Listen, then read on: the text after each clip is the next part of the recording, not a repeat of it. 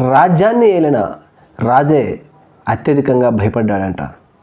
ఎందుకని అనుకుంటున్నారా?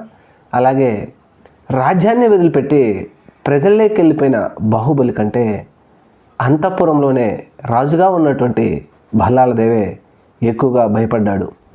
ఇది జగమెరిగిన సత్యం, మనందరికీ తెలుసు. ఎందుకంటే అజ్ఞాతవాసంకి వెళ్ళిపోయినటువంటి పాండవులు కానీ, లేదంటే ప్రజల్లోకి వెళ్ళిపోయినటువంటి బాహుబలి కానీ మళ్ళీ వస్తాడేమో అని దినదిన గండం భయంతోనే గడిపేశారు. ప్రస్తుతం ఆంధ్రప్రదేశ్ రాష్ట్రంలో అదే పరిస్థితి కనపడుతుందని చెప్పేసి చాలామంది ప్రజలు చర్చించుకుంటూనే ఉన్నారు. అత్యధిక మెజారిటీతో గెలిచినటువంటి కూటమి ప్రభుత్వం ప్రతిరోజు ఏదో ఒక విషయంలో జగన్మోహన్ రెడ్డి ప్రస్తావన లేనిది వారి గడవడం లేదు. ఎందుకని మాట అనుకుంటున్నామంటే, ఆంధ్రప్రదేశ్ పర్యటన సందర్భంగా అమిత్ షా